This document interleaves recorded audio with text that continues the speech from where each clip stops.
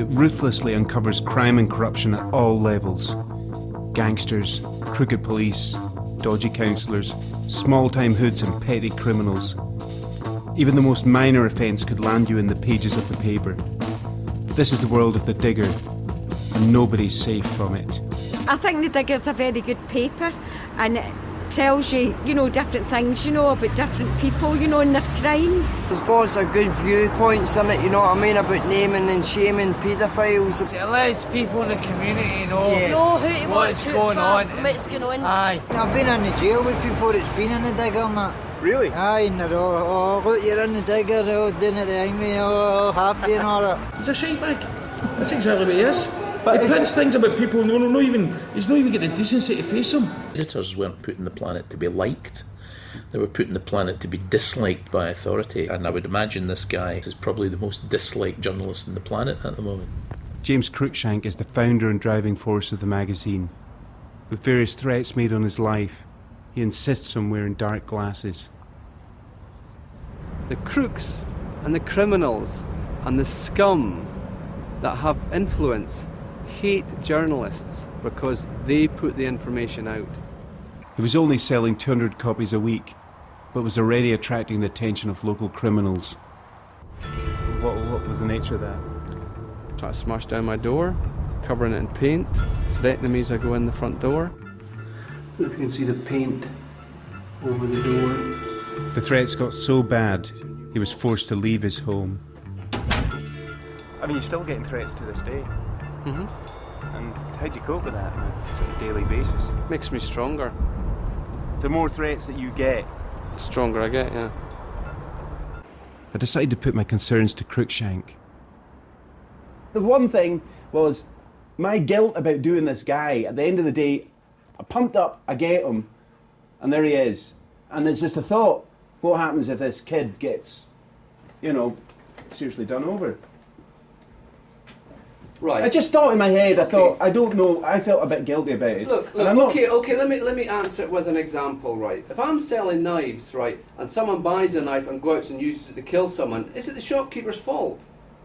See, I don't think it's my fault if some pedo gets his head done in because I reported it.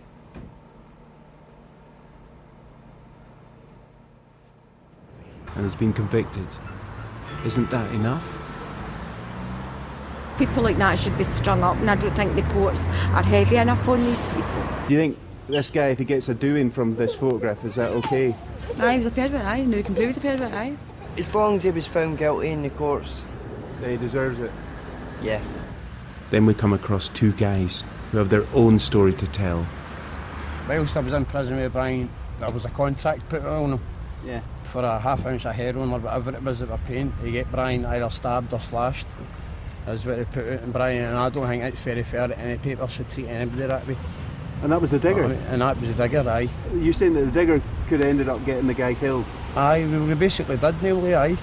In this it says that Brian Lamont is a grass. And I'll tell you right now, Brian Lamont is not a grass. Brian, I have never grassed anyone in my life. He says that you called him a grass. Well, he is a grass.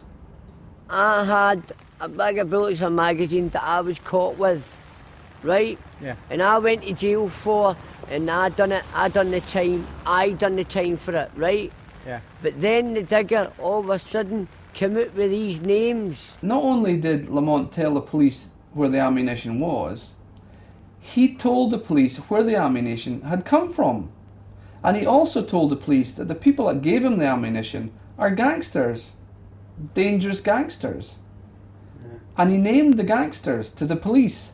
Now that's a grass. The people that are mentioned in this are heavy people, right? They're heavy people that could get me took out and done in like that, right? Yeah. So if it was true, why haven't I been done in? Why haven't I been took out?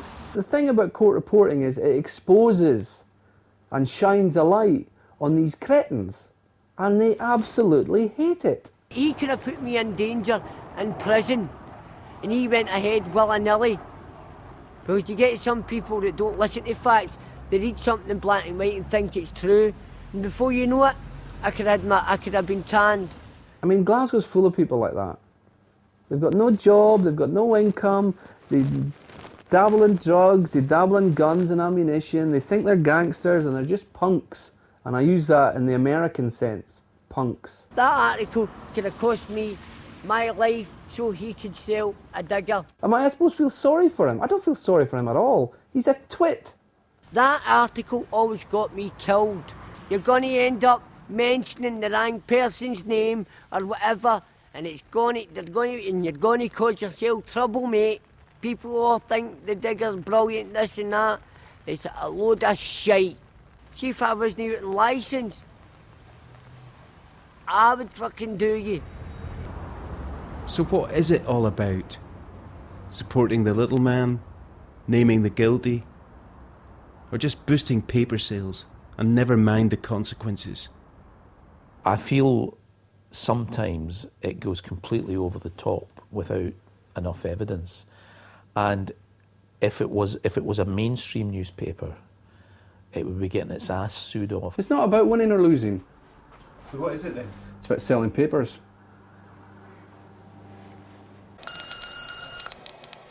Hello, could you please give me a phone back? It's regarding a paedophile. Thank you. I'm phoning after reading this week's digger. There's more to him than meets the eye, and I believe it's something to do with the death of the girl as well.